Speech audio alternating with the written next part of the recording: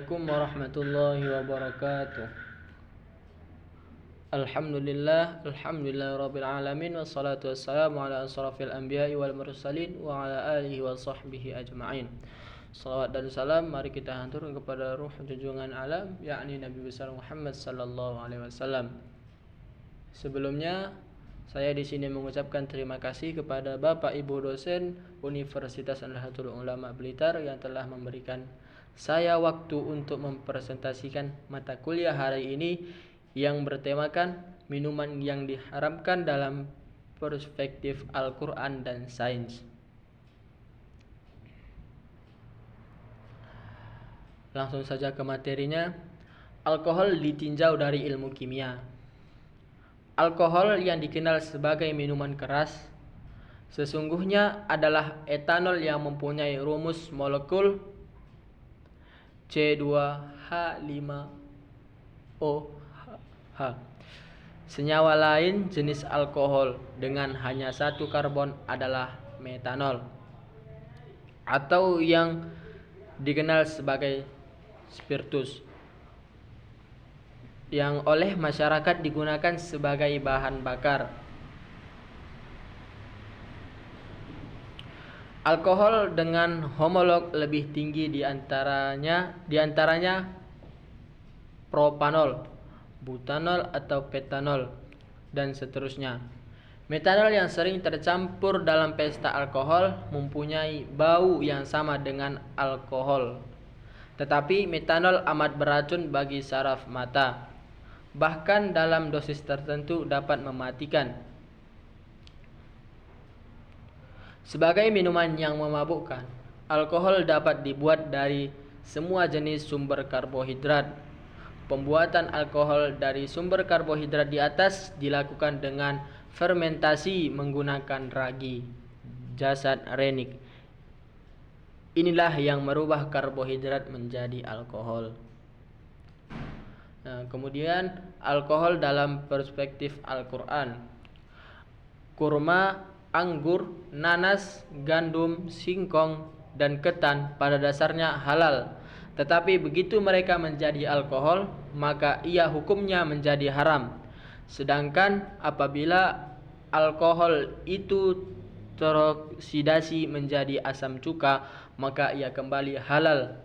Allah Subhanahu wa taala berfirman dalam Al-Qur'an surah An-Nahl ayat 67 yang berbunyi, وَمِن ثَمَرَاتِ النَّخِيلِ وَالْأَعْنَابِ تَتَّخِذُونَ مِنْهُ سَكَرًا وَرِزْقًا حَسَنًا إِنَّ فِي ذَلِكَ لَآيَةً لِقَوْمٍ يَعْقِلُونَ.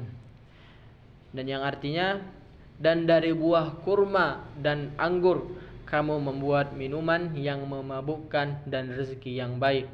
Sungguh apa yang demikian itu benar-benar terdapat tanda kebesaran Allah bagi orang yang mengerti.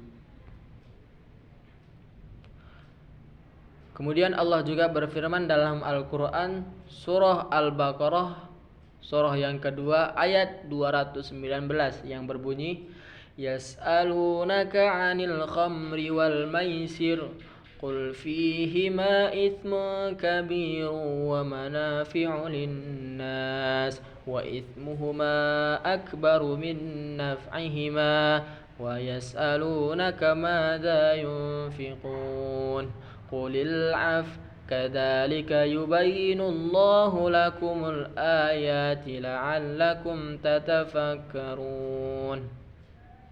Yang artinya, mereka menanyakan kepadamu Muhammad tentang khamar dan judi. Katakanlah, pada keduanya terdapat dosa besar dan beberapa manfaat bagi manusia, tetapi dosanya lebih besar daripada manfaatnya. Dan mereka menanyakan kepadamu apa yang harus mereka infakkan. Katakanlah, kelebihan dari apa yang diperlukan. Demikianlah Allah menerangkan ayat-ayatnya kepadamu agar kamu memikirkannya. Quran surah Al-Baqarah ayat 219. Nah, kemudian masuk kepada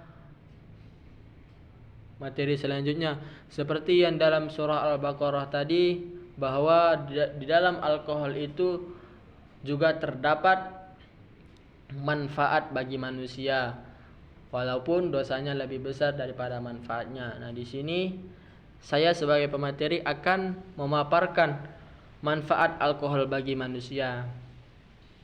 Manfaat alkohol bagi manusia yang pertama ialah sebagai minuman sumber energi. Alkohol atau etanol adalah sumber energi bagi tubuh manusia sebagaimana karbohidrat, lemak, dan protein. Alkohol bahkan jauh lebih mudah dicerna sehingga cepat menghangatkan tubuh yang kedinginan. Nah, kemudian selanjutnya yang kedua sebagai pelarut. Etanol mudah melarutkan bahan obat-obatan yang bersifat polar dan non-polar. Karena itu tidak heran bila alkohol mudah kita jumpai dalam berbagai jenis obat-obatan seperti obat kumur dan obat luka. Alkohol juga banyak digunakan untuk pelarut bahan pengharum dan lain sebagainya. Nah, kemudian selanjutnya manfaat alkohol bagi manusia yaitu sebagai disinfektan. Penggunaan alkohol sebagai pelarut obat kumur dan luka amat baik karena ia sendiri bersifat disinfektan. Sebagai pembunuh bakteri, larutan alkohol dapat dijadikan larutan disinfektan karena kadar 70% alkoholnya. Kemudian selanjutnya sebagai energi alternatif. Kini dunia banyak berpikir mengenai perlunya energi alternatif minyak dan gas bumi. Dua jenis energi fosil yang tidak terbarukan. Alkohol menjadi pilihan karena mudah diproduksi dan dijumpai, bahkan bahan bakunya itu seperti singkong. Nah, alkohol sebagai minyak bumi dapat dibakar untuk menghasilkan energi. Nah, tadi pemateri memaparkan manfaat alkohol bagi manusia. Nah, sekarang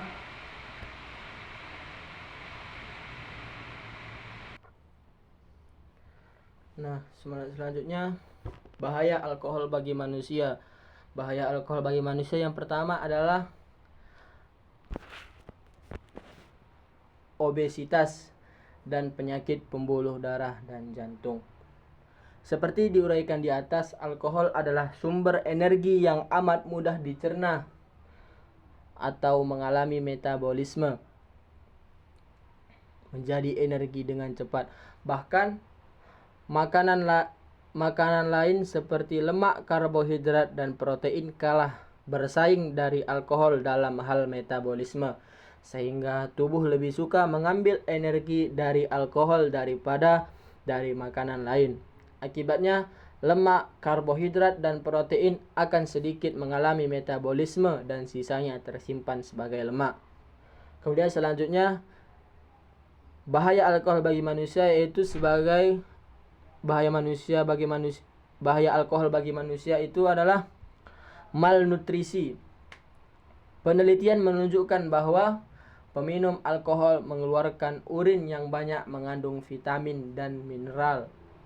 Ini berarti alkohol menyebabkan usus tidak mampu menyerap, bahkan usus membuang vitamin dan mineral yang sangat penting bagi tubuh. Akibatnya tubuh akan mengalami berbagai indikasi malnutrisi.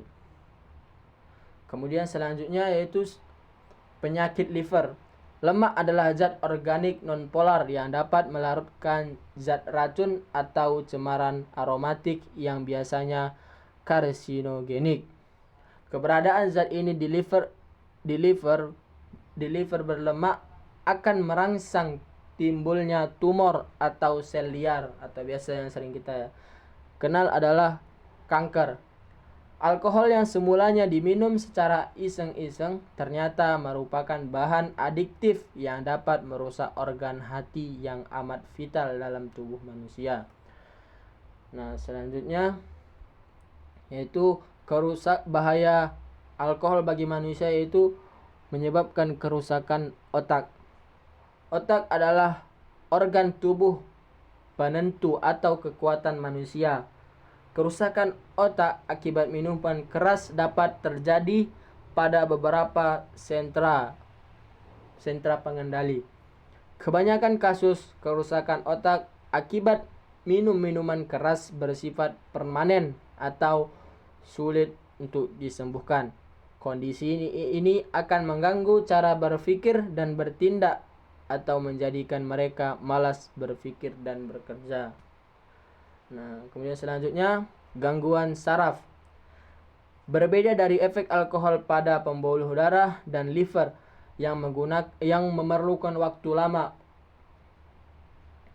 efek alkohol pada saraf dapat dilihat hanya beberapa saat setelah diminum, seperti mabuk, kehilangan keseimbangan tubuh, kehilangan kendali emosi, dan cara berpikir.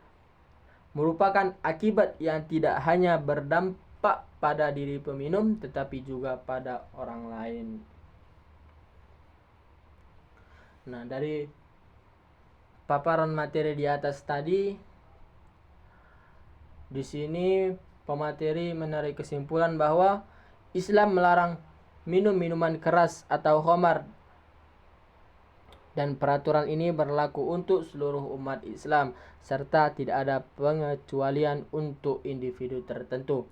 Minuman keras dan alkohol keduanya identik, namun sesungguhnya yang dimaksud dengan khamar di dalam Islam itu tidak selalu merujuk pada alkohol. Khamar adalah segala sesuatu minuman dan makanan yang bisa menyebabkan mabuk. Apabila diminum atau digunakan dalam keadaan normal oleh seseorang, kemudian setelah dia minum lalu memabukkan, maka itu adalah khamar dan seketika itu hukumnya haram, baik sedikit ataupun banyak. Alkohol hanyalah salah satu bentuk zat kimia. Zat ini juga digunakan berbagai keperluan lain seperti dalam disinfektan, pembersih, pelarut, bahan bakar, dan sebagai campuran produk kimia lainnya. Tetapi apabila alkohol dikonsumsi dalam jangka yang lama, maka akan sangat membahayakan bagi kesehatan manusia itu sendiri, bahkan akan berujung pada kematian. Nah, berakhirnya materi pada hari ini, maka berakhirlah presentasi kami pada hari ini. Saya selaku pemateri mengundurkan diri. Wassalamualaikum warahmatullahi wabarakatuh.